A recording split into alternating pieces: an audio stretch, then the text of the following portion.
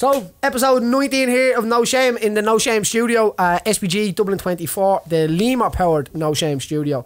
Today, I'm excited for this conversation. When I texted the man to come in, I said to him, when he said, "Sure about Pat." Definitely, that's how I read your messages. Time. It's like someone asked me for a fight. What time? One of the meanest men in Irish MMA. Definitely the guy that is like Artem Lobov in a way of anytime, anywhere, I will fight the guy. Peter Queally, introduce yourself. You already did, Pad man. I'm happy with that. First time I met Queally, first time I probably got to know you was when we went to Cardiff. Oh yeah. I met you. I actually so Peter's cousin. Here's how I got into him. Peter's cousin is in Fair City. Well, he was in Fair City. He still is, eh? Still is. Yeah. The man's an animal, right? Michael sound he is, and he has some jiu-jitsu too. Yeah, a little bit. He's a little bit. But that's how he was going on about you for ages. He's like, I'm my cousin and all. I'm like, and then one day I remember you turning up and was like, Jesus, he's a big man. He's a big self man. Yeah. Big pile of rough and ready. That's what it was. How I actually showed up in SPG, like whatever it is now, 8 or 9 years ago. And it was a long while, not it was a long while. Not the big. It was 10 years ago. Anyway. Was actually, this is a mad one. I went up. Mike got me a private lesson with Connor. No way. I was in this little poxy Muay Thai gym in Waterford. Like, that's what I remember saying to me. I was fighting away, winning fights or whatever. Didn't know what I was doing. I just had a bit of stand up or whatever. And then I remember then I went down to it was actually when Connor lost to Joe Duffy. That was in Cork, and I drove down and watched that. He was only like 4-1 or something at the time, or whatever he was. And I saw the fight, and I was like, I have to train with this guy. Like, he's whatever. Even though even in losing, I was like, I could see, like, charisma. Yeah, exactly. I just knew he was good. Soaking out. And I was saying this to Mike, and then Mike, being Mike, he's so sound. He just goes, "Come on Saturday. I'm after getting you a private with Connor." And I was like, unbelievable. So we came up then, and I started training with Connor, and then this happened a few weekends in a row. I came up to train with Connor, and then I just joined the gym, and that's when I met all you guys then. So Daddy. Yeah. Wasn't it Daddy? No. I just remember the first time, because then it wasn't where you would get like a good few people floating in. Yeah. It'd be probably one or two every now and again. And there were guys like me, fellas who were really like, you were coming to fight. You were coming to spar. You're coming to have a fight in a day. Like, it was nearly a fight a day when you become. If someone came in the door and they are looking about your way, you were probably gonna. Well, I tell you, it was 6 fights a week, because we used to do 10 rounds on a Tuesday. Remember that? And 10 rounds on a Thursday. So that's 20 rounds. 10 MMA rounds. Me, you, Connor, Artem, Phil Mull, 20 in a week, Chris, Brian Moore, Cahill, and all going at it with no head guards. Ash was there, Key Cody, there was there. Like way back then, there was Rob the Dog. Roddy was still fighting. Roddy was still fighting. But like, mad little school of excellence, if you must, you know what I mean? A whole little group of guys pasted together, trying to make it up together. And do you know what I do see now? I do know some, because people always go, "Oh, is ever going to happen again?" and all. I actually see that in a lot of different places now. They're like, what I'm looking out to see is going to happen again. Like, the group of guys that are cement together, have that brotherhood, have that kind of camaraderie, if you must, you know what I mean? Because there's nothing better than going to a show with 5 of you fighting on the show. Yeah. It's us against them, you know what I mean? When you're going against one, it's like going with your friends to the park for a fight or something. Yeah, you know what I mean? It's like we're all feeling the same, we're all travelling the same way to it. Anyway, but as I introduced Peter there as one of the toughest motherfuckers that you'd ever get, is fighting in Armenia next year. Armenia in the 19th of May, so 7 weeks. So Peter goes into all of these crazy countries that we're trying to kick all the spies out of the countries and all, and he fights all the big men. Who's the big lad? It's like prison yard here for Peter when he's going around in the divisions. It's like, who's the biggest one of them all, and I'll fight him. No, but your last fight. Well, I just don't understand. Like, back when I came into this, the same way you came into it, it wasn't like it is now. No. It was just, there's some fella in Port wants to fight you, and it's like, okay, when? Do you know what I mean? And now it's the same, but it's just like, okay, here, Peter, there's some lad in Moscow wants to fight you. And it's still, my answer's still the same. It's, okay, when? Do you know what I mean? So it's like, but like now it's real, all these conditions and different things, but I haven't changed my attitude. So my phone rings and I don't care where it is, to be honest. If you ask me for a fight, you're getting a fight. I'm getting a fight. That's it, like, so, if the money's right and the cage is up, we're on. Let's go. No, but you're 100% right, because we already said that last week. I won't go into too much about like I find that it's hard to match guys just to get experience. And you're talking about amateur level fights where guys should be fighting probably every weekend to get the experience.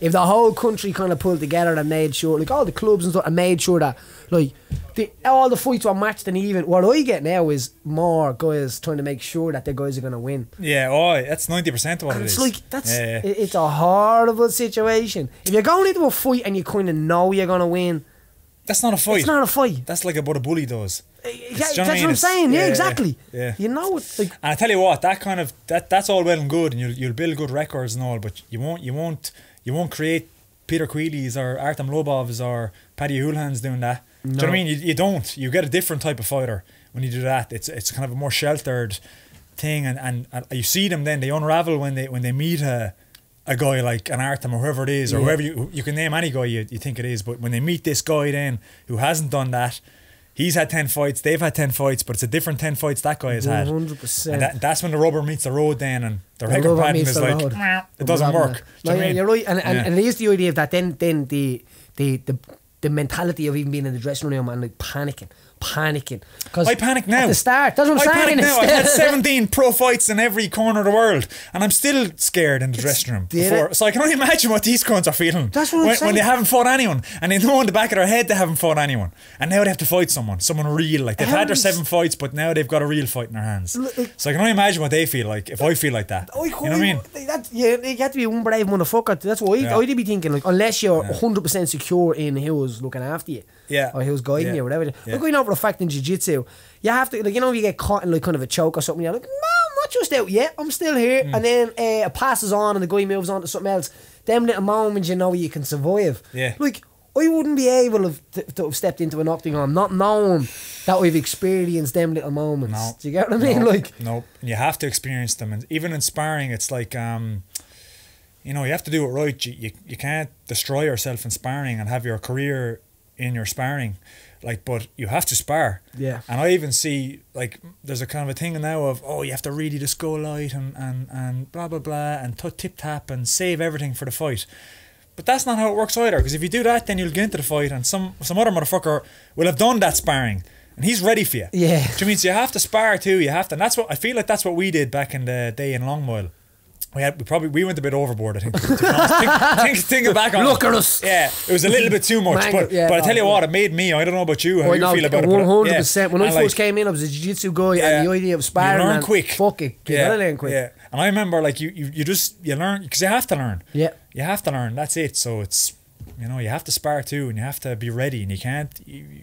It's a bit more business-like now. You have to kind of look after your career. It's a bit more. Like, I understand that now. You have to do it, but you have to strike a fine line. You have to draw a fine line with it as well, 100%. And not go too far on that businessy side of it, or else you just won't be ready then when the time comes. To me, it's an experience. Like you met your man Damien, did you, Brown?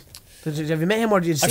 I've seen him fight. No, sorry, not the guy. The other guy I had on, the Rowan guy. Oh, I saw it. Yeah, I know him. I don't know him, but he reminds me of you. You know, and it reminds me of the mentality of he was a fighter. That he just has it right, and like going way off the subject of the, but him, I remember like saying to him, like, I remember saying to Shane after he couldn't live with himself knowing that he fought somebody that was kind of set up for him. Like that has to be naturally in you. I think the idea of like, and now fighting is a beautiful thing, but like it comes to a time when you want to fight somebody that's like. They are good, but I think that comes from the start. Someone that's trained, someone that's ready to go. I don't even mind the way it is now with the way there's a more like it's a more careful cult. There's a kind of culture now where people are more careful with their record, where they kind of like, I'm fine with that. It's okay, whatever, fine, but it has to be reasonable matchups. Even as a fan, I want to take example this Geordie Shore dude, or not Geordie Shore, Geordie Shore dude, Aaron Chalmers, and he's actually this guy. He's actually a really, really nice guy. I've heard he is. James and all, lots of people, anyone I've talked to says he's a nice guy, and I don't doubt he is. And but him, it's like, okay, you have my interest. I like actually watching him fight. He seems like a nice guy. Yeah, he can fight a bit. I can see. It's okay. That's good. But now, as a fan, it's like, okay, stop robbing my money, and I want to see him fight someone. I don't mean put him in there with me. I mean just put him in with some other guy who's kind of promising as well and can fight a bit too. And let them fight, and let's see can he win. And like, cause right now the fights he's doing, it's like, I know he's going to win. I don't need to watch this. I know he's going to win, so it's not interesting. Do you know what I mean? No, and I don't want him. I don't want the guy thrown to the wolves either, because at the end of the day he's a beginner. Yeah. Do you know what I mean? But I do want to see competitive fights and like ethical matchmaking. That's like, I just don't want to see him go in just destroying some guy because he's good for the ratings. Like, give him a bit of a challenge that even if it's like it's favourably for him, but I don't know he's going to win. Like, this is a fight now he has in his hands. Yeah, that's all I want to see in any fight. Even in the younger guys in their career when they're kind of minding the records, it has to be done in a way where it's like that, where it's still a test. And that's good for them too, because then when they move up through the rankings and they do have to fight a real fight at their 5th or 6th fight, they're ready for it. They're leering. You know what I mean? Yeah, it's madness. But some of the fights are so ridiculous. Like, it's crazy. Like, Jesus I Christ, think what's going to happen to me, and it's just it's almost immoral. Some of this, like some of the Cage Warriors matchmaking, like it's borderline. I'm like, this is disgusting. Like, it's kind of like, it's like badger baiting or something. Like, it's almost like, do you know what I mean? Well, I think like a lot of the like.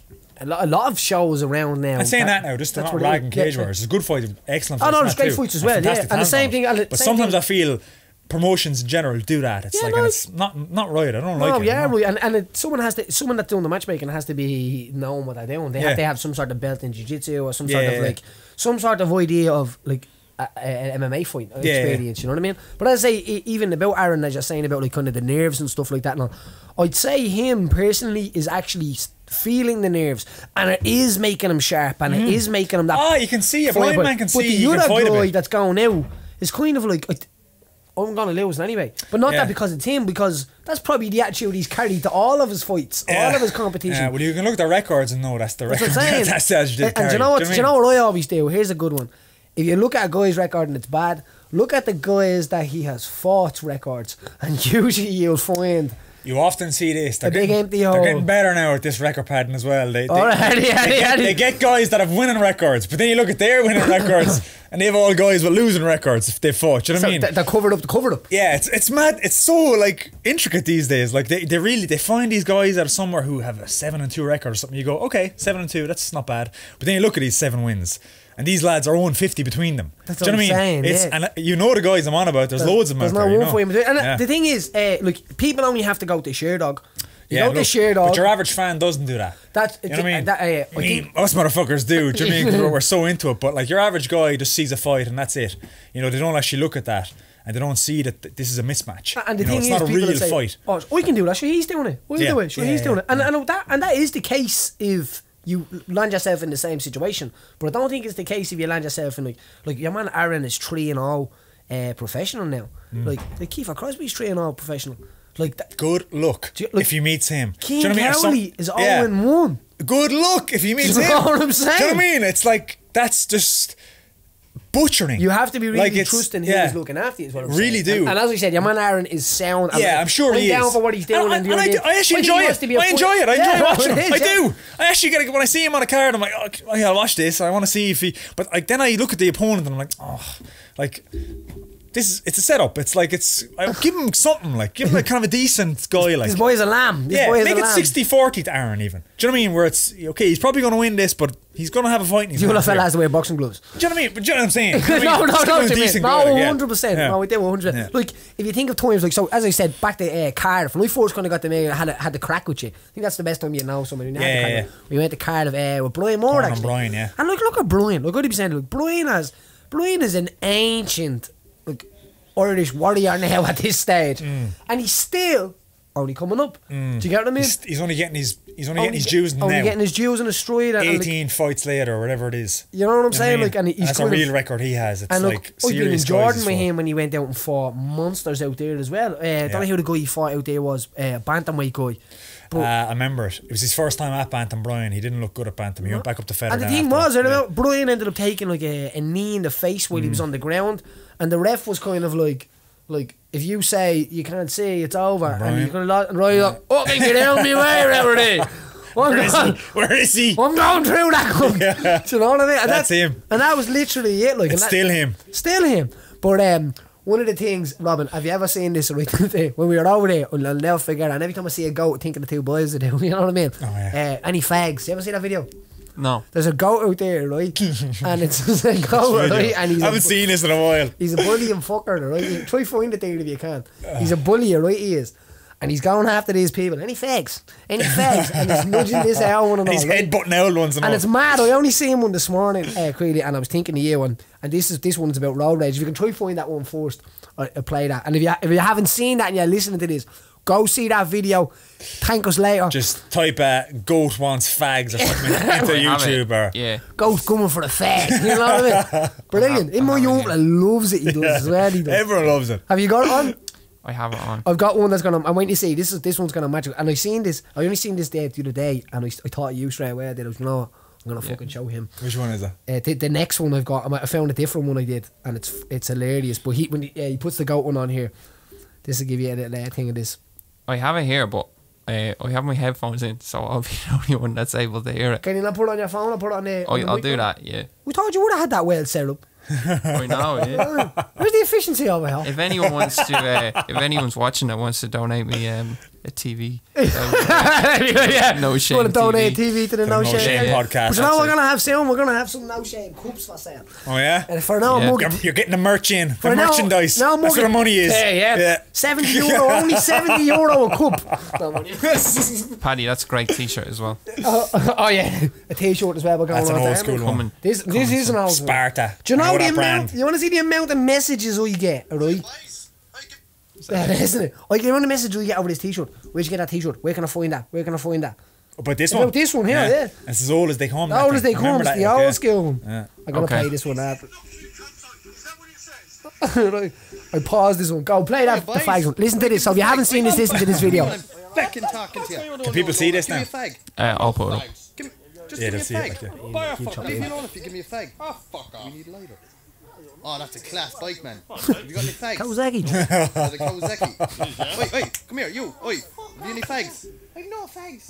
What's in the bag? Fucking groceries. I remember the laughing me and you, Brian. This was actually we stupid to laugh when you on the floor, laugh me. I can't see it go without thinking of you two cunts now. Just give me a You periodically send me this video every year or two. It comes up on some feed. You send it to me again.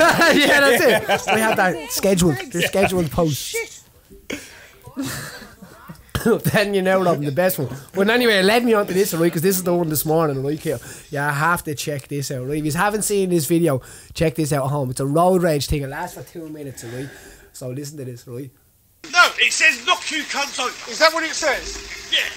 Fucking whack. That's very interesting. You're on camera. I'm going to put you on YouTube. Put me on where you like and I'll fucking kill you. I'm going to report you to the police. Go on, then do it now. This tape is going to go to the police. Do it now. You're a I will fucking do. idiot. Go to offence. I'm going to fucking get you. Are you? He's so angry. Oh, brilliant. And it ends the best way possible. You're on camera. You're on camera. Oh, yes. Excuse me. Would you like that broken? Would you like it broken? No, don't touch it. Would you like it broken? Right, well get a fucking life or I'm going to sort you out and your fucking camera. Not even on with it. He's only getting started, Queally. Yep. Why don't you get a car? I've got a car. He said pricky. Wasn't so tough when your man came over. You know what I mean? Now he's mounting off again. He's a cyclist. Yeah. Oh, when we started on them. Where'd you get a car? Called legal. Yeah, put your seatbelt on. That's Put your fucking mouth shut. What's your fucking mouth You're shut? really pissing me off. I know I am. And you do this for a hobby? Fucking annoy people. And how's that a break now? Oh, what? We haven't started yet. We haven't started this fella. Right. Oh, he's running. He's after him. Come on, you cut. Come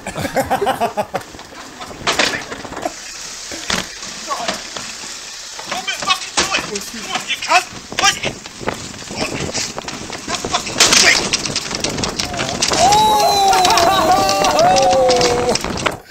On his face. Slow motion, man. I'm telling you now. Oh, I didn't see that coming. Robin's going to cut this video in. He's going to make sure that, especially on YouTube as well, he's going to get to see it, but I'm not messing.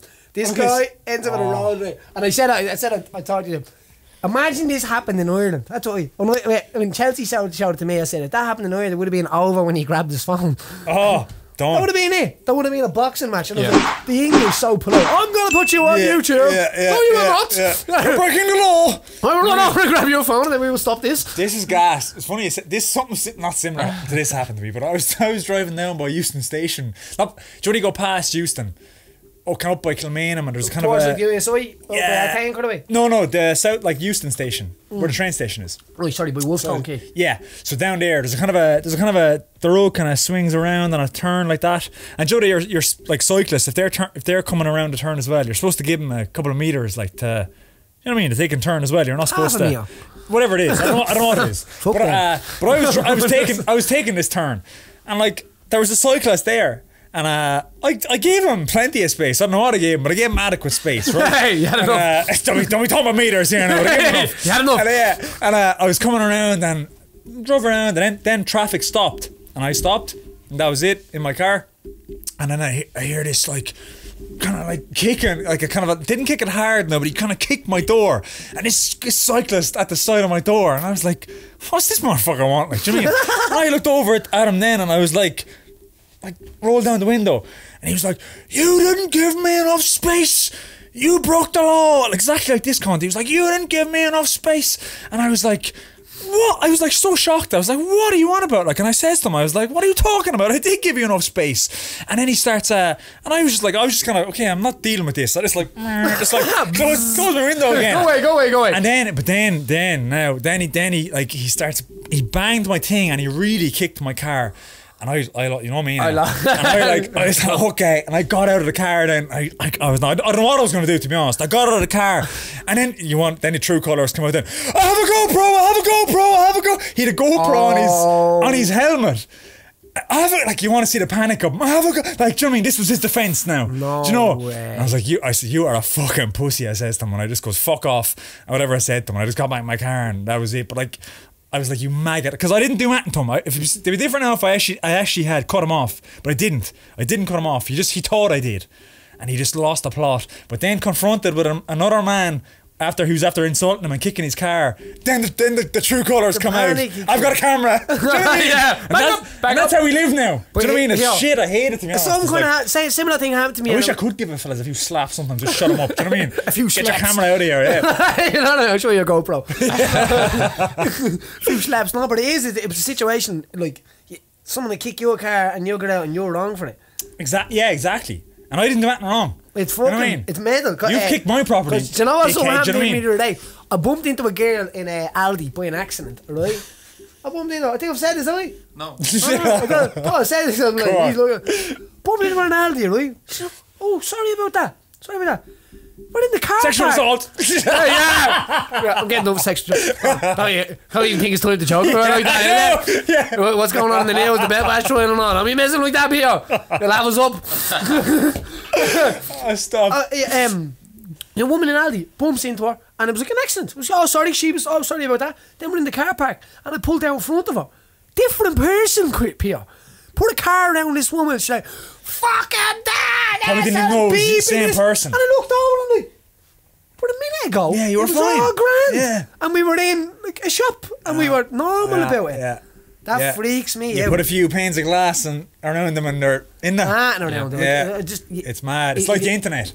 Put a phone in their hand when they don't have to be dealing with the person. It's a different animal you're dealing with then. It's like they're so tough. And even it is, and then you get people that are so nice that are absolute like cunts, if you must. Online, you know what I mean? Online, some people are just online, and you can just see it from a mile away. It's so weird. Some people, they've got a social media personality and they've got their own personality, and like their real personality could be a beautiful person.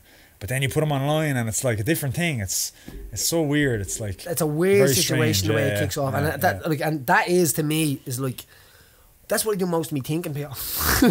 Just about that stuff. About online stuff. Not even just about online. Just about people in general, humans in general. Like, especially when I start doing a podcast. When I start doing the podcast, I start like doing a lot more kind of research on why stuff happens and stuff like that. You know, it's like it's kind of like your job now, so it's great. You know what I mean? Like, I put a bit of time into this now. Yeah. But like some of the stuff, like, when I'm just observing people even from afar, are just bad cunts. Do you know what I mean? Yeah, and then bizarre, you have people that are really, really nice, and no one ever gives them the praise for that or the glory for that or whatever they need. You know what I mean? Like, the snow was a good time to see it. You know what I mean? 2 days we're looting, and we seen everything. Shopping centres on his knees into fucking mental, you know. No, that was your shopping centre in your area, I heard, wasn't it? Fuck off now. Where are you living?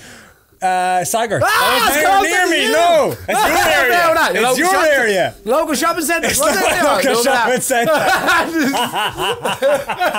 It's your local shopping centre. These boys letting us down up there. These saggart guys. These saggart guys coming down. Looting places. For the breads, you know. Oh, for fuck's sake. Well, it's unbelievable. So, I had to ask you about, you're originally from Waterford, yeah? I am. He's the Waterford finest, that's what I call him. What a place, man. Yeah, so, lovely place. I used to spend a lot of time in, well, not a lot of time, any time we could get away to Tremor. Tremor's nice. Yeah. What was it like having all the Dublin fuckers at Tremor, where Air Spain was beside your gaff? Only to deal with you for 3 months of the year. Just 2.5 months, the summer. You all invade the place. That's it. I remember finding a load of coins on a waltzer thing. One of the boys down there years and years ago found loads of coins we did. Where? At the waltzers. Oh, at the waltzers. Yeah, and they were in a bag with money on them. Yeah. I used to hate Tremor, to be honest, because when those are always, I remember my uncle or my parent, whoever would be bringing me there as a kid, and I don't like going on these rides. I get so sick. I feel horrible. And you're always kind of forced or peer pressured into doing it as a kid. And I used to hate it. Like, I used to get off it and I used to feel so sick. It would stay with me for a day. Do you know what I mean? This sickness in my stomach. Yeah, do you know what I mean? And it is. It's hard stuff. Yeah. And what about like windsurfing and stuff like that down there? That was another thing. That's good. You can do all that stuff. That? Yeah, I have. I've done that stuff. Yeah, it's steady down there. You can do all that windsurfing and surf. There's actually a bit of a surfing scene. But them boys are unreal, aren't they? I was standing down there one day watching them, and it was incredible. It's serious, No, it's great in the summertime. It's really nice down there, and it's a really clean beach as well. It's one of the very few clean beaches left in Ireland, I feel, as well. Like 3 months after the Dubs got home, obviously. Yeah, after we sweep up all the cans of Dutch gold and fucking, yeah. Celtics go anymore. Queally go. It has to be. Yeah. He's the only guy outside Dublin to come in here. I'm not giving abuse. He's alright. He's like, why were you going to abuse people today? What are you on about? Yeah. He's alright. He's one of us. So, fighting. Before we go, Robin gives us a breakdown here, but so fighting. What does it mean to you? Look, you're getting in here. You're getting in to fight somebody in a different country. Sometimes when the crowd's against you, your body's against you, the fear's against you, and I think everybody does it for a different reason. Everybody wants to do it for a different reason. What's yours? What is it? When I started doing it many years ago, it was I just liked doing it. I just like same as yourself. You just like training. I'd been boxing and things, and I liked fighting. I just liked. You're getting into rough and tumble when you're a kid and stuff. You kind of enjoy fighting and stuff or whatever. Was there much of that when you were small? Yeah, a little bit, but nothing crazy, but a little bit. And so that was the reason I started. Just you enjoy it. 1, 2, 3 fights in, I'm still just enjoying it. There's no real goal. Do you know what I mean? I never really had a goal. Yeah, I just liked doing it.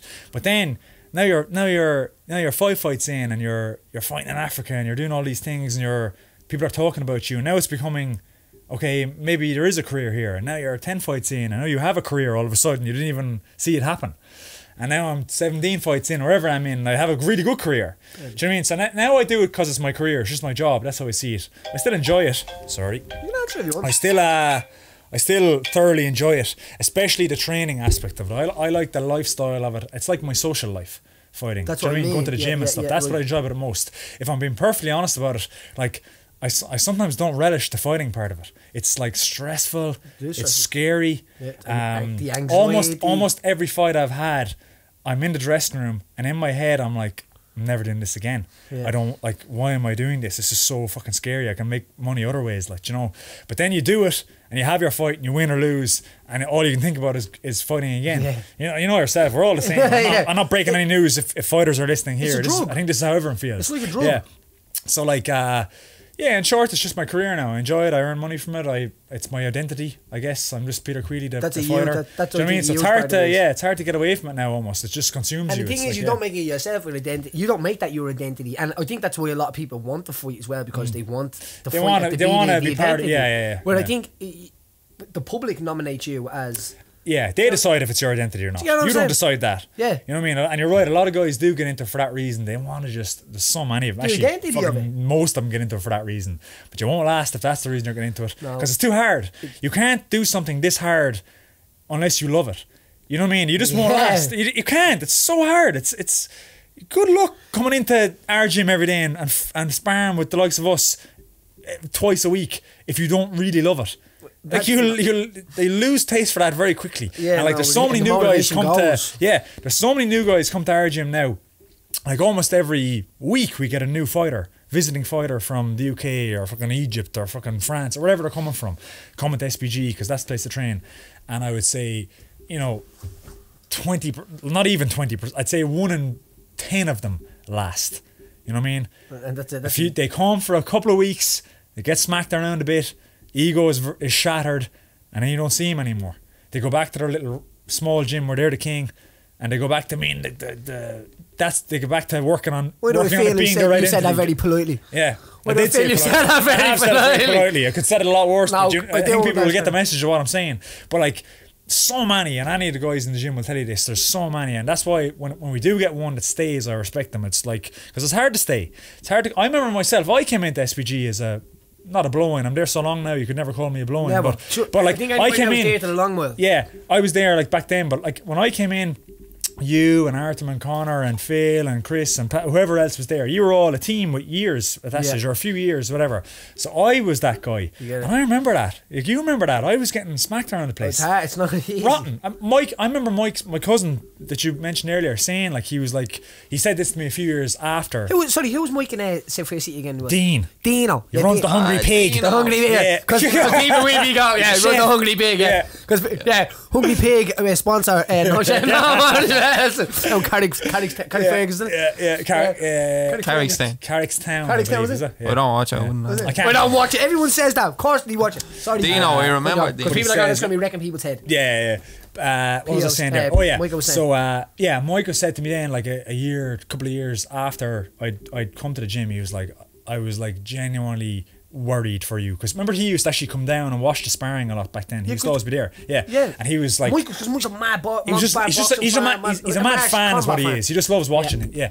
And like and at the time he was like watching, he was like, he goes, I didn't think you were going to last, to be honest, because it was just horrendous. And I remember clearly just getting smacked, because I wasn't really at the level. I was kind of at the level standing, I believe, from what I remember with everyone, and I was better than some people and stuff, but especially the grappling, I was very poor at that point compared to everyone else. And I would see you as probably more, I wouldn't say more as a grappler now, but grappling is they're strong. It's almost my strength now. And there's parts in it that are stronger than most people in the world. Yeah, I believe so, yeah.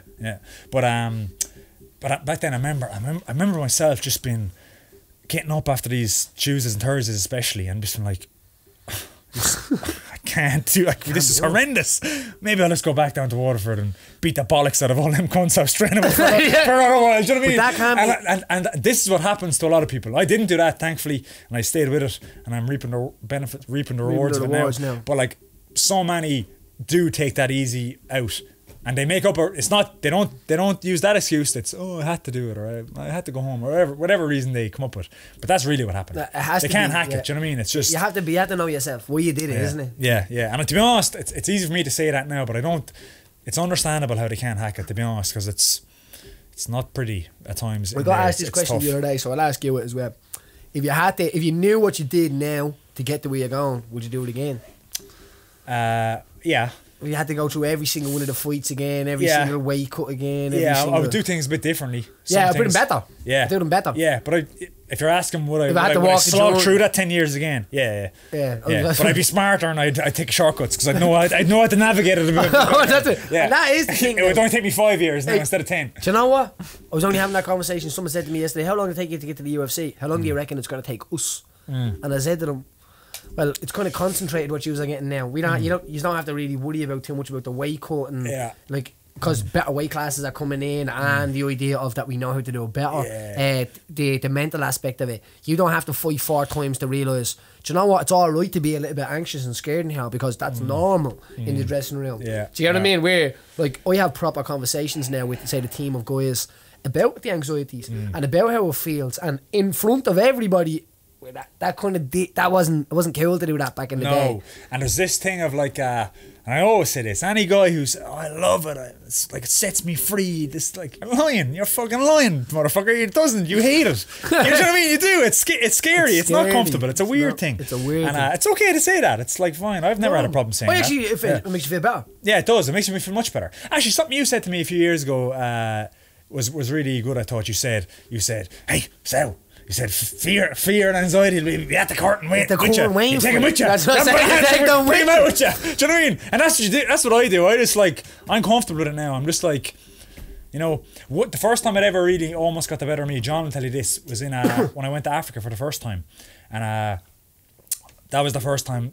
That was altitude. It was a lot of things going on. Yeah, but it didn't get the better of me. I went off and I won or whatever, and I had a good fight. But I remember that week, I was feeling a bit strange that week. It was like, you know what I mean? It starts to mount up. Was that your first time away, properly far away? Yeah, it was the first time proper far away. Because I've got that myself, and I actually lost that fight. Yeah, but that was one where I was like, I just don't. That's not me. It's tough, and I was like. I thought I was sick and I thought I was every kind of thing. But you're not sick. Your mind's sick. Your body's sick. Do you know what I mean? You're just Your body is just telling you to get. It's just trying to get you out of there. Yeah. I call it. I call it, as I said, trying to understand the feelings and trying to pass them on to the lads and all. I call it the caveman feelings. Yeah. So the feelings that your body will make you all these things to make you stay in the cave because it's safe there. There's no saber-tooth tigers on it, and it's the same idea. Then when your body goes out, it starts giving you all of these horrible feelings to make you go back.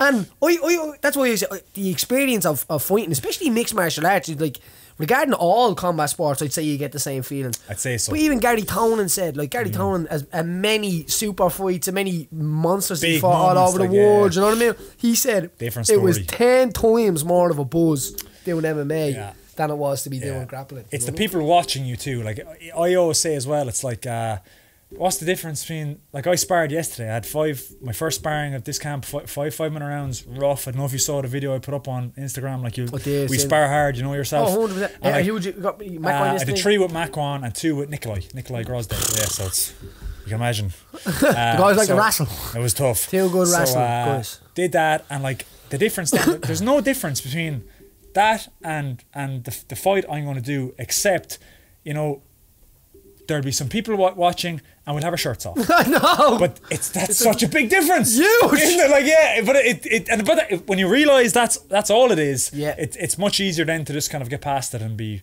No, it's not actually that different. It feels like a big difference. And the other guy is nervous too. Like, it consumes you. Yes, he is. I remember, like John saying to me as well. Like, I was actually fighting Richie Ivory at the time. It was like, that was in Waterford. I watched, and that was hostile. You know, I think he fought his board on the way to that fight. Just see that board jumping on me. There was a row in the stands, and we we're getting pushed into a cage to fight each other. And there's people fighting already. It's fucking mental. In the WIT Sports Hall. I remember, Scally venue.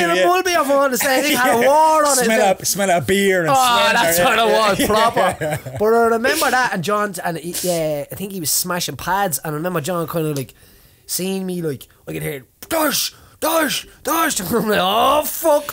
Again, you know, I'm fighting that, and he's like, that's nerves. He said he's nervous, that's panicking over there. And I was like, oh, and it made me feel bad. Like sometimes you're saying them things and the experience that makes you feel bad. It can help you, yeah. So that's. I remember. Do you remember when I fought this dude? It was my first fight for SPG. I think I was 1-0 at the time. Belt? The black belt guy, this Diego Caloma.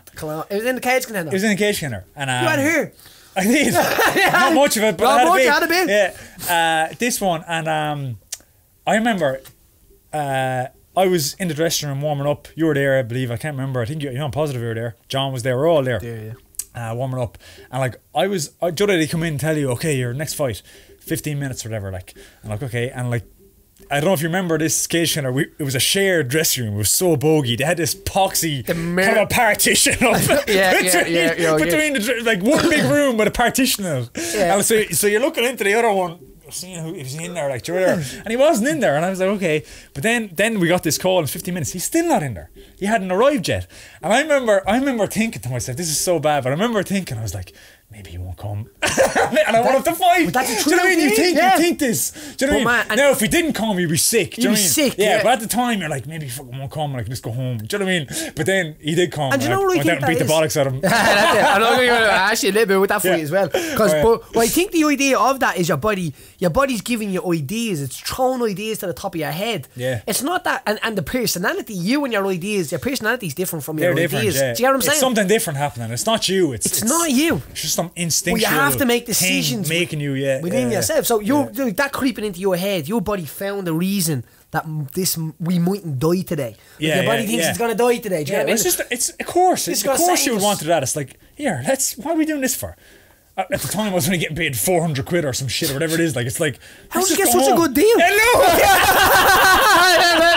How did you get such a good fucking deal? I was the highest paid second football you would have been in the country. Yeah, Queen's the highest paid player in the country at 400 quid. He was getting. I'm telling you, fucking now. Fact. I fought two guys for 500 quid. Yeah, I know. I signed 2 contracts, or the same contract for the 2 lads. No way. And I got 500 quid for the both of them. Oh, it's so scaldy. Scaldy, man, Yeah, that's bad. yeah, But anyway, yeah. he broke your leg in that fight.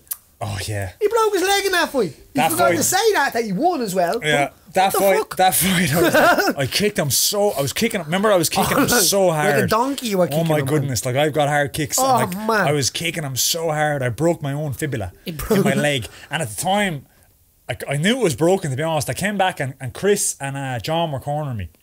I was in the first round, and I came back in the second round. I didn't say it, and I was like, "This feels so weird." And you can feel the bone moving around. Now, just to explain, this is your tibia or whatever. That's your fibula's at the back. It's a smaller bone. The So smaller, you're yeah. still combat effective, kind of. Yeah, if you've yeah, got a broken yeah. fibula. You break the force when you're yeah, fucked. but it's still fucking sore. Like, and I came out then and kept fighting. Got through the second round, and I had a good second round actually. But then the third round, it was really starting to get like bad in the second, third round. And I said it to Chris then. I said, "I'm after breaking my leg," and like Chris was like, "Get out and finish this fight." Or whatever he said, some Chris Fields type thing. Is that some sort of excuse? Yeah. You think I'm not going to send you back out? Yeah, you think I'm going to send you? Yeah. So I did. I went down and I had a good fight actually. I won well, but I would have whatever it was. I was so sore. And then went home then that night and I was like so much pain. And got an X-ray the next morning, and sure enough, it was broken then. But it was I remember hearing that, and it wasn't even like just a little crack on it. It was like snapped in half. snapped down like it was in like half. a feeling. What I was feeling, the doctor said to me was, I was feeling, because remember I was saying I could feel it. Yeah. He said, yeah, you're feeling your bone moving in your, like it's hitting off your muscle or whatever. It's moving in your inside your leg. Yeah, because it was complete. It wasn't just like broken. It was like separated. Yeah, separated. Like, it's a clean break or something like that. So I've had one before in my arm. Nightmare. That was that had to be a weird situation as well, especially because you fight in the first game, and that basketball arena. If you haven't seen any of the fights in that, try check some of them out on YouTube. That thing was like a coliseum. It's like a cauldron. That's what it was like, wasn't it? They hate everything, and you didn't know who was with you or against you regarding promoter wise and stuff like that. And like I always remember as well, I don't know what the fuck was going on there, but it always seemed smoky in there as well. Like the air, you couldn't even see 20 feet ahead of you or something. That was like the thing used to remind me of a coliseum. It was That's mad what seeing there. And I remember as well, you can say what you want about him, but your man John Ferguson, he was I don't know how he used to do it, but he used to have that thing packed, like 3,000 people seated, and then he'd be selling tickets at the door, $5 a go, lads standing up as well in there. So it's just full to the guns, like full, as full as can be. I'm pretty sure he still owes me a few quid though. He owes everyone a few quid. Yeah. Did you not get your vouchers though? Tell him that. Do you remember that? Tell him that. You don't remember that? No? I do remember. You remember that? I remember clearly. Just tell you used to get else. maybe 200 quid for your fight, and now there's 300 quid vouchers.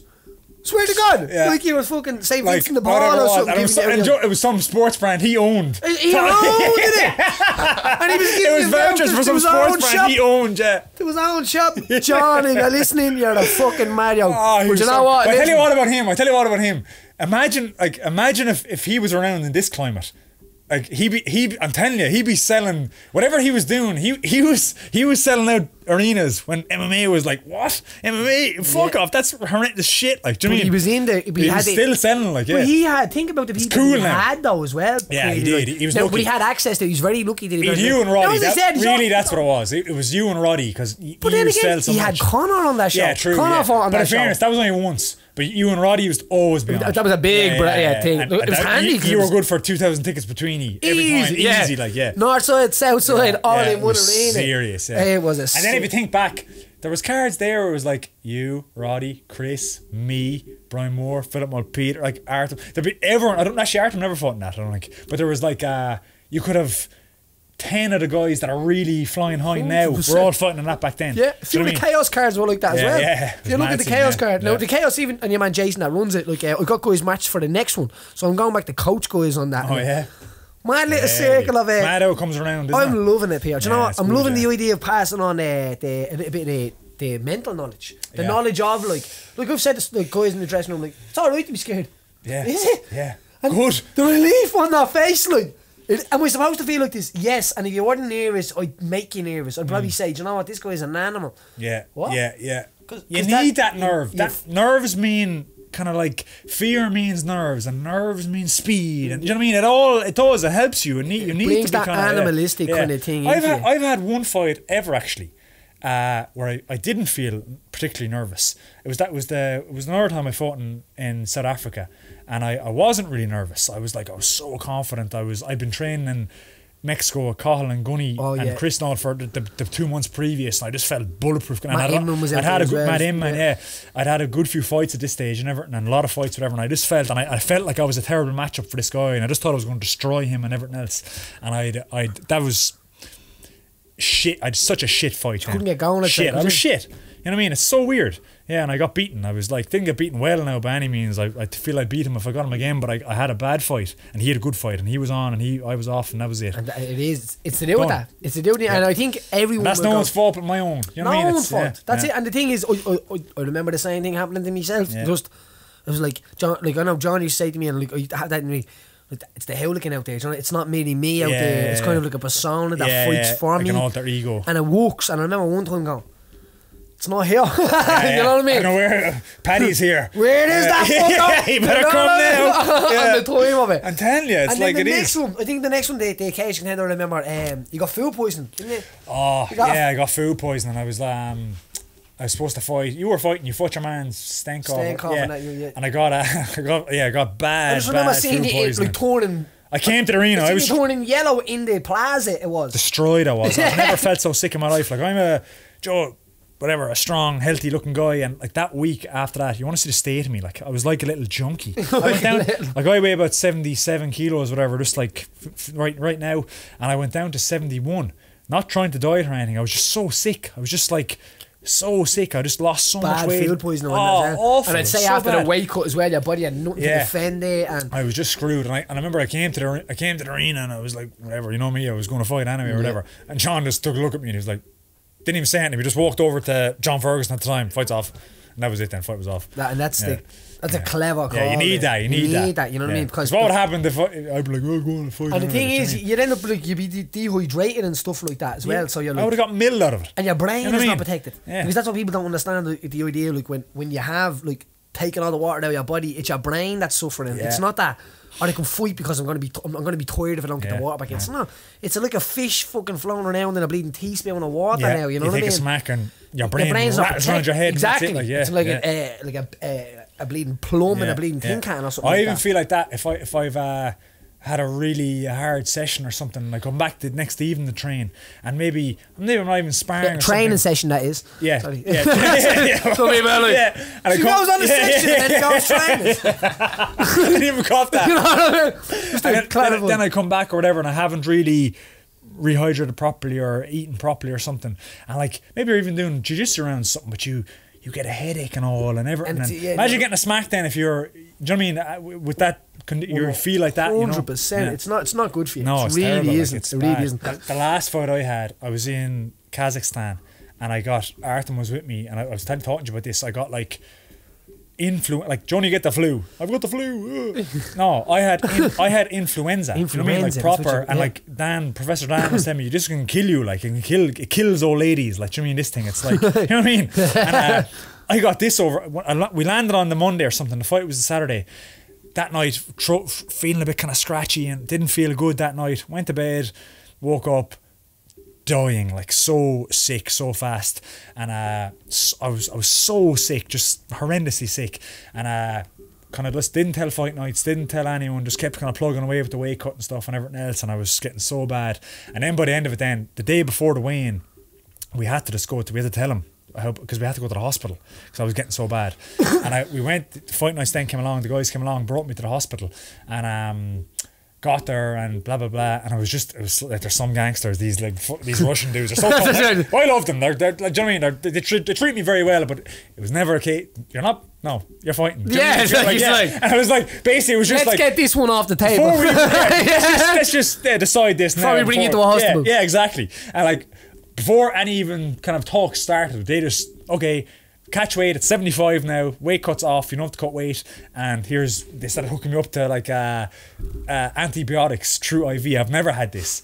Antibiotics in IV form, and I was like, I am sick if I'm getting this. Like I was like, then I was really worried. I was like, why are they giving me this? Yeah. Do you know what I mean? So I was lying in bed for 8 hours, 6 hours or something again, because you had to stay. They had to do it really slowly, or it doesn't work apparently. Like a drip, like a drip. Yep. So it was only a litre or two, but they have to do it so slowly. And did this then, and feeling so mouthy or whatever, but then I still had to cut a little bit of weight in the morning to kind of, I was about 76 or something, and I made the weight, and like so annoying, but I'll never, that fight then we just had to fight. It was like, your man is so popular, this Kuat Hamitov, he's one of the most popular sports guys in Kazakhstan, so there was a 15,000 seater sold out just for our fight basically. It was mainly to see him and me, like. So there was so much pressure. I couldn't pull out. Do you know what I mean? I wanted to pull out even that day after doing all this, and making the weight and everything. I still wanted, if I'm being honest, I was like, I can't. I just don't. I can't do this. Do you know what I mean? And but it was just so much pressure. I couldn't pull out. But I did it. But I never. Oh man, I felt like I fell on death row walking down when Zombie came on, and I was walking down.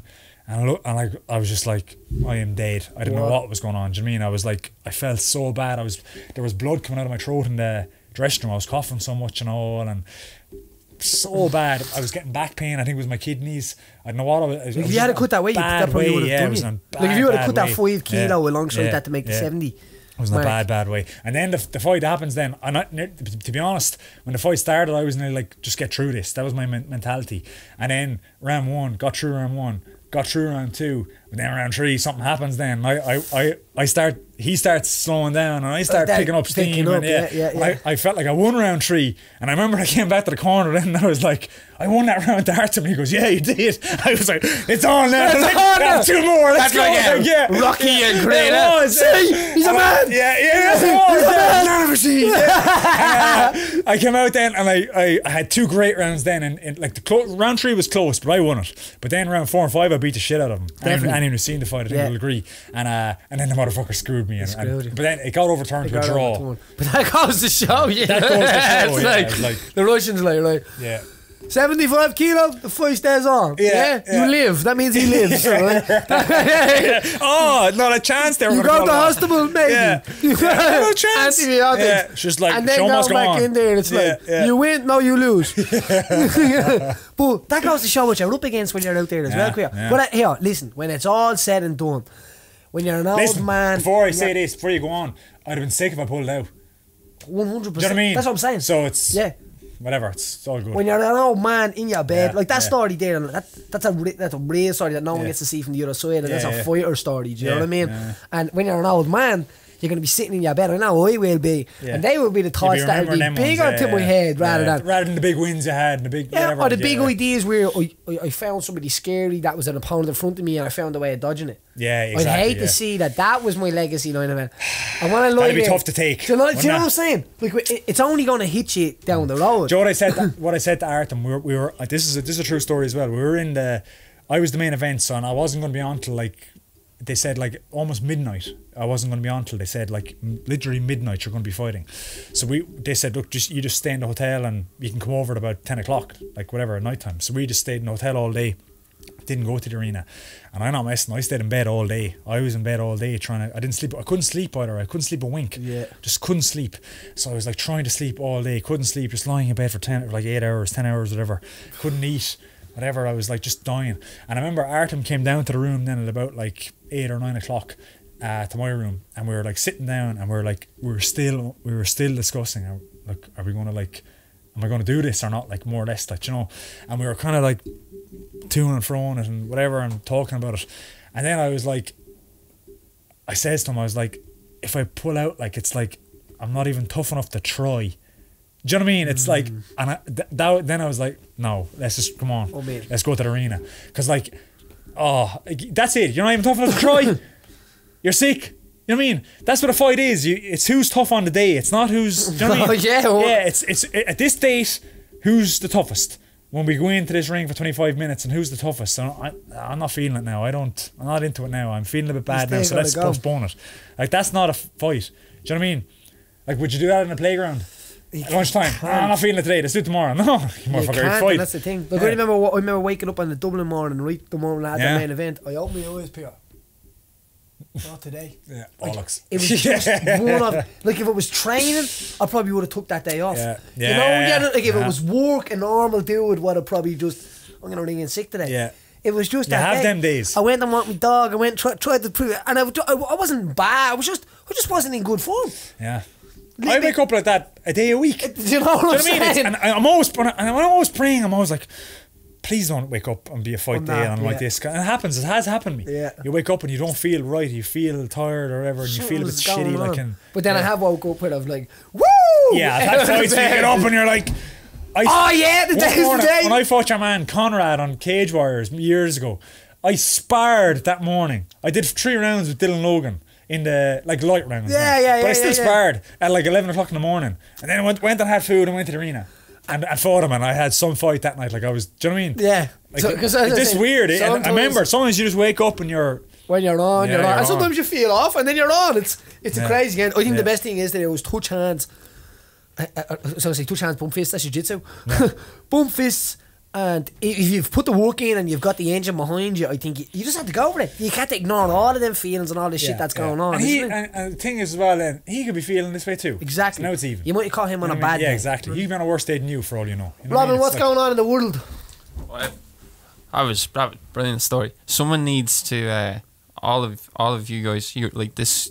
Your crop of fire. Someone needs to like take that and put it into like a movie or something. Which that story? Just all of you guys. Like, So we'll have the main movie like, and you will be like the Avengers. But yeah, cool. And then we can do comes back together. We can do all the origin stories as well. So you'll have your own movie. You'll have your own It's movie. like the rugby ad. You know the rugby ad where It'd be Logan. yeah. It's in the, you know the rugby ad where all the guys are in different parts of the country. And That's good. Yeah. Tackling tires and all. Something like that idea. You know what I mean? It comes together. But there's some stories. It's like this podcast. Half of the stories you can't even tell them on this thing. You can't. Do you know what I mean? It's like well, most of them you can't tell. We're going to do a no shame X-ray. That's you start charging for it. It's going to be pay-per-view. It is. You know what I mean? It's going to happen. It's going to happen. But it is like each person has a story, and that's like most of the guys that I'm getting in. I know most of these on my life. But it's hard as you don't sit down and talk to someone else about their career because it's just like you're fucking doing you, I'm doing me, and we just keep going forward. But like even taking John Phillips to see where he came from and like and all that stuff like that. I think it's great, like Sinead Kavanagh and stuff like that. Like, everyone has their own. Everyone has their own. It's mad. It's brilliant. No, it's truly inspiring. Like fair play to these all. Like no, I don't think anyone like who's a fan will ever understand the sacrifices, but like they can definitely appreciate the hard work that goes in, like, you know, like I think that's what Irish people love about it. Yeah. You know, there's a work ethic there. You know what I mean? Yeah. And the thing is, no matter who you are, no matter what you think about the whole situation, whether you're a fan, whether you're not a fan, you have to appreciate. Yeah, you do. You just have to appreciate. Yeah. And all the young motherfuckers got up and did what they wanted to do. You don't have to like it, but you. And not only that, they're still doing what they want to do, even though our stories are different. I think everyone's goals and individually the finishing is different as well. Full my God, for the mention as well. I used to be a teacher. That's not true. I teacher. studied what I did in university. I studied to be a teacher, and then as part of your degree, you go out and teach for a few months each year. That's as far as it ever got. He's a teacher. Teacher. Yeah. It's so funny as well. Teacher going for you. As part of it, you go out and teach for like a month each year or whatever, and that's part of your degree. They grade you on that then, and I was business and accounting is what I used to teach, and business and accounting. To this day, then I still get like kids. The kids, because I've taught like 3 years worth of teaching all these different classes. You've a lot of kids you've been teaching, like they all like mailing me and whatever. Like it's great crack. Or sometimes I put a post on Instagram or something, and it's like, Mr. Queally used to teach me business. You see it all the time. Still teaching the business, son. Still teaching your business. If you listen up, you'll learn. So funny, Deadly, Mr. Queally. Mr. Queally, Oh, that's a name. So what is your last name? Bill, is it? My old lad, Billy. Billy. Yeah. What was Bill Queally thinking about you being Mr. Queally? Doesn't call you into the favour of a whooping, yes. Shithead. Cut Bill the grass. doesn't fuck around. When we were moving to the gym, Bill he pulls up in Bill's truck. Oh, yeah. When John was moving the gym, I got dad's like he's got like kind of a like a scut truck, long whatever they base or call something it. like that, Like a whatever. What do they call it? it's all, Has a little cab and a bit of a long base Yeah, or whatever. yeah, yeah. Like and I never forget that as well. That was like it was one of them snowy winters we had, and I was driving off from Waterford and this thing. I was like snow and icy roads, and it was like ice road truckers or something. I don't know what I was doing coming up on the thing, but yeah, we brought it up then. You know, the back of the gym and stuff like that, and you clean all the stuff out. That was a bit of crack, because I think even moving them gyms was that camaraderie, you know what I mean? Yeah, that was good, yeah. Me, you and Phil Mulpeter in the van. Stop it. And I remember, 3 men in a van that you want in the van. I felt like such a little fucking unmanly, like, because Philip Mulpeter like made me like he was so handy. Do you know what I mean? He was so like good at kind of making things and building and all. And I was just like his helper. I couldn't do anything. Like, do you know what I mean? Yeah, I felt like such a fucking loser. I was like, how did I turn into the help? Yeah, exactly. How did I turn into the help? He's like, college boy, get out of my way. You have class of 4, don't you? No, we may you have to go shoot. get something to eat at 4, but we're close to it, yeah? Yeah. No, we won't keep it. Yeah, we'll just take 1 or 2 items. He watches me time, because we go ever. You go all day, you would. Yeah. Just go all day, yeah. And people, you can, people listen all day. Just put us out there to be like, can you do another one of them? Yeah. Some boys are in that job and they're like, I don't even work anymore, so they're your podcast. And I'm like, fucking love you. You know what I mean? Deadly. Yeah. That's it. Like, we don't get to see, like, there's a lot of it comes in, especially when it gets released. I don't get to see half of it, but some of them are saying, some boys on it are, do you know what? They give you props to the idea, like, fair play to you, you know what I mean? It's something that, and the reason why I do it is because the bit of crack. Yeah. We started off in the Limor idea, and this is just kind of blown up into what it is now. And it's a bit of crack. It is a bit of crack, yeah. It is, isn't it? Yeah. It's just having a chat, and because I've often said this to other lads, even Artem and stuff in the gym. It's like, if you could just be filming some of the stuff we're talking about. And sometimes I'd be thinking, say I'm talking to you or something, we're having such crack and we're laughing so much and all these stories, and I was like, it's a pity we didn't film that, because people would enjoy it, I think. Really? Do you know what I mean? Especially people that are outside and you know, they're like, are they the same? Is people the same? Yeah. Because people don't understand that like that. Yeah. Everyone's just normal dudes. They just know you through your Instagram or something. You know what I mean? Whatever, especially guys that are outside Ireland. Like, Ireland is probably the most normal people, but then outside, that's where I get a lot of the weird stuff from. Really, yeah. Outside Ireland, crazy shit comes down from outside. Yeah. So we'll have to get your opinions on UFC 223 coming up. So obviously this will be going out fight week in the build up to it. Artem on that card as well. Artem versus Alex I'd watch Caceres. Artem fight anybody. Yeah. I'd watch Artem in a snail race. You know what I mean? Because you know he's going to give it his all. Yeah. And that's all that's required. And look, that used to be my get out when I was fighting as well. As I knew I would give it out. You know what I mean? Yeah.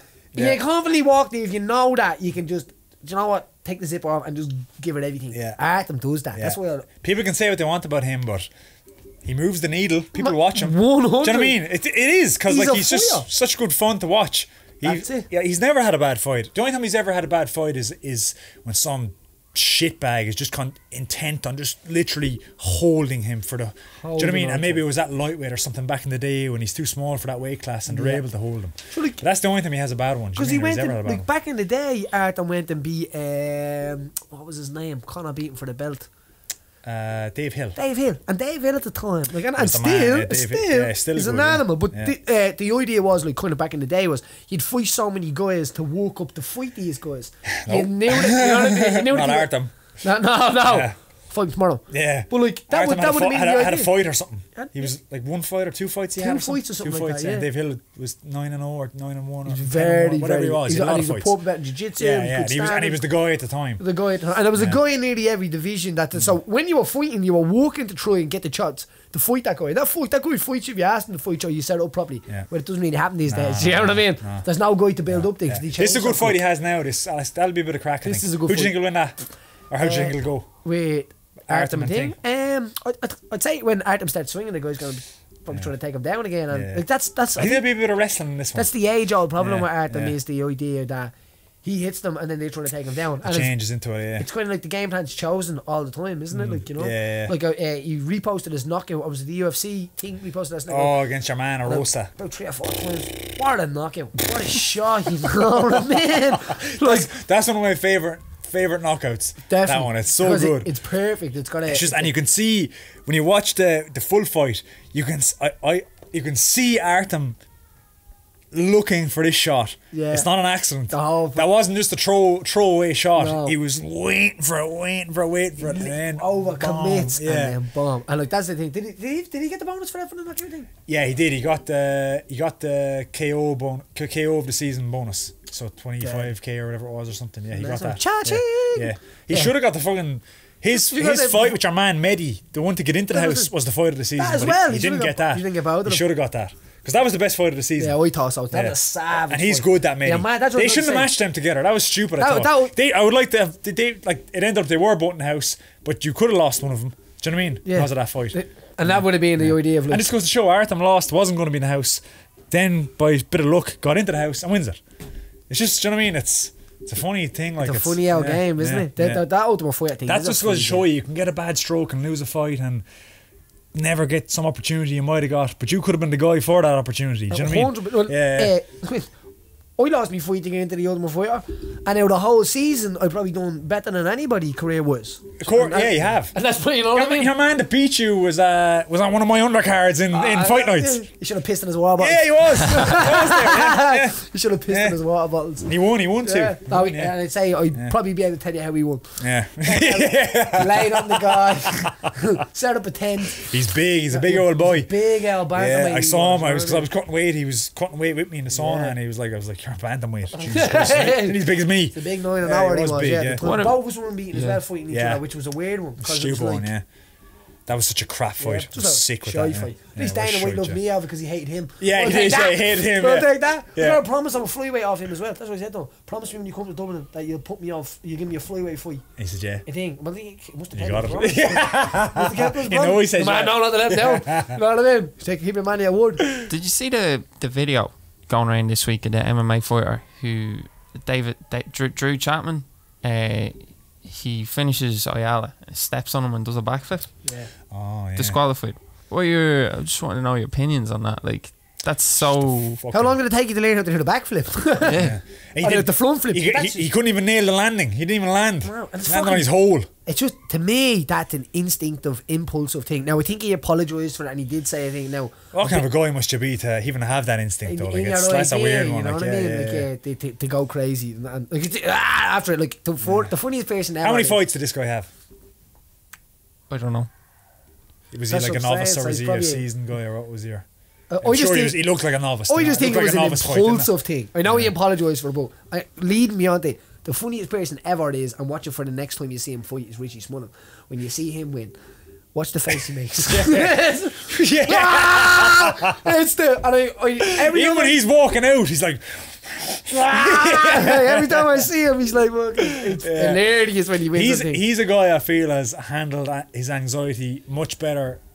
I was worried about him in his early career. I feel like it almost you swallow him up. I think it did swallow him up maybe sometimes. I've seen him sometimes. Now he's tough. He's ran for an angle. Yeah, but now that's his men. Because the men. Like he's one of the guys that's like you get tough. You know what I mean? A few fights in, but has millions of hours behind him. Yeah, millions of hours. Much more experienced than 3 fights. And the work that he's stuck in is incredible. It's you know incredible. What I mean? I did see a fight though the weekend.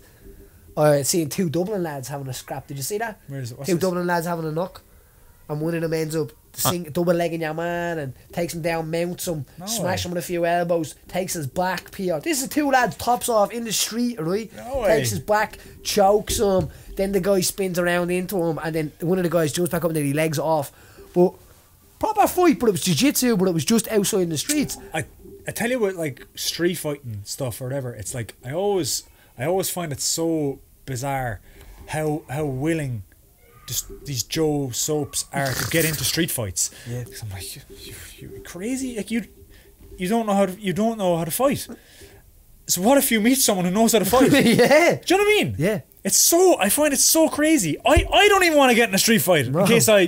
Do you know what I mean? But the street's different, and it's like a totally different. And like, but my point is the willingness of these guys who don't know their arse or elbow. They just don't know how to fight, and they're so willing to fight someone. It's mad, isn't it? It's so strange. The thing it showed me about that thing was though, defend yourself. Like everyone needs to start getting some sort of a level of defence in organised. You need to know what's going on if someone's even trying to choke you, because the way I'm looking at the other day is you get a guy in front of all his mates, catches a choke on someone like that and all.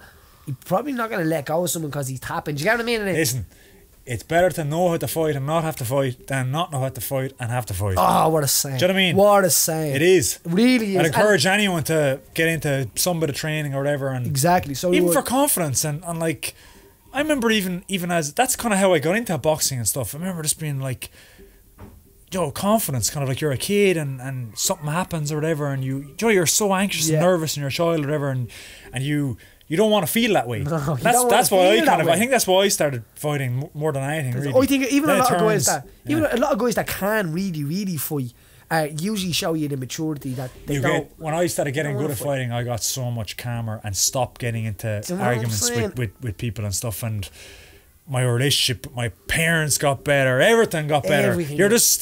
You're confident now. You're kind of like, it's a different thing.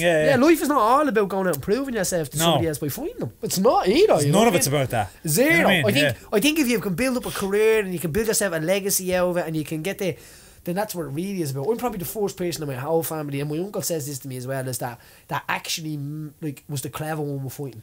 That if any one of us could fight, my granddad could fight, he could fight. Yeah. And I made money. Whether he spent most of his time trying to prove that he could fight, or he standing up to that guy or this guy, and it's like, cop on. You know what I mean? If you're gonna make a career out of fighting, you want to be a fighter, be the best damn fighter that you can be, and try to be as good as a model and person as you can be as well. You know what I mean? Yeah, 100% it is. We'll just take one more, and then we'll wrap it up. Because there's some brilliant stuff there. We'll take a general one, will we? Right, general. Just to finish up. So, I don't know if you heard, but yesterday, or in the last day or two, there's been a new organ discovered in the human body. You hear about that?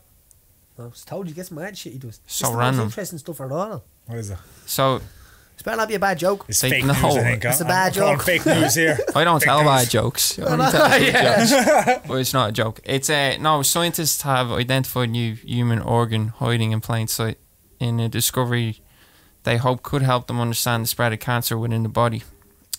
So they thought it was like they thought for years and years and years it was just this big sort of tissue-y thing under the skin, and that was like, just don't mind that shit. Do you know, like the shit you get on a steak when you're eating it? Do you know that white sort of stuff? They thought it was something like that. Fat. But yeah, pretty much. I'm probably completely wrong there, but that's my interpretation of it. So it's actually like compartments that transfer a series of fluid-filled like blood and stuff. Like, so they were like saying that's probably, it should help them understand how cancer is spread in the body and that. And by finding that organ? Yeah. Do you know what I took from that organ? That's an extra excuse for the pull-out merchants now, isn't it? Yeah, me such and such organ. Yeah, someone come in. It's called the steak fat is sick. Yeah, whatever it's called. It's called the interstitium. My fat steak is sick. It's called the interstitium. How many? Interstitium? Yeah. How many people this weekend are gonna pull out because they have a sore interstitium? There's a new excuse around town. Yeah. No, here, do you know what? When you said organ there, we feel stupid. For about 30 seconds, I was like, they found a musical instrument. Yeah. That's what I was thinking, like. That's what I thought he was going to come out, like, someone stitched up an organ. I was like, oh, he's on about an organ. If anyone out there can play the organ, we'd love to get you on the show. No, thanks. That'd be disgusting. Cracking one before we leave as well. I heard this one, right? And I said it to you before. Scientists in 1901, right, did an experiment on bodies to see what happened when they died. So they let them die on scales. So they died on scales down to the gram. And each body that they did it on, 6 of them, 2 of them died before they put them on the scales. I don't know how the fuck that happened. quick, get him on the scales, he's dying. But we measure him. But everybody lost 21 grams. So up to an ounce of weight that they lost from the scale. Right in front of people after they died. Now, you question, did they shit themselves? Did they piss themselves? Like, how did they lose them? But they say, supposing the soul leaving your body, I swear to God, here. Let's check it out. I'm telling you now. No way. What do you think? If you lost 21 grams, I'm sure there's a scientific explanation for what they lost 21 grams for. And it's not the soul. It's not Jesus. And I'll leave at this as well, but I'm gonna go to hell with this one, right? No, that's it. I'm off on a religious retreat next week, but I'm not religious at all. Where you going? Story. I'm going to Assisi for Monday to Friday. So, because I help one of my mates is like, I'm actually going to do an episode on it next week about. So I'll be in Assisi recording it. I'm going to sit down. It's going to be pagan and the holy man, and we're going to have a sit down and bush this stuff out. This age-old argument about religion. I'm going to ask a man that knows the stuff about. If I was asking a carpenter about kitchens, this is your carpenter. This is the carpenter, and this guy is sound. So I'm actually going off to do that thing in the CC over there. That'd be a bit of crack. I've done it before, but now I'm actually on the course as in like kind of like a leader, if you must. So I'm kind of like telling people what I did with religion, what my life, how my life became me without religion.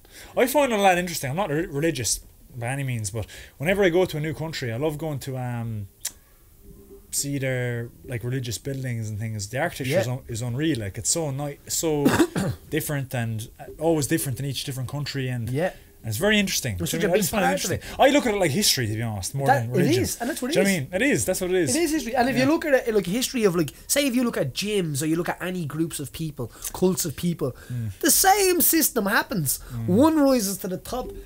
He tells everybody what to do. Do you know what I'm saying? No, like if you look at like Scientology, we've been going on about like the man that created that. He's at the top of it.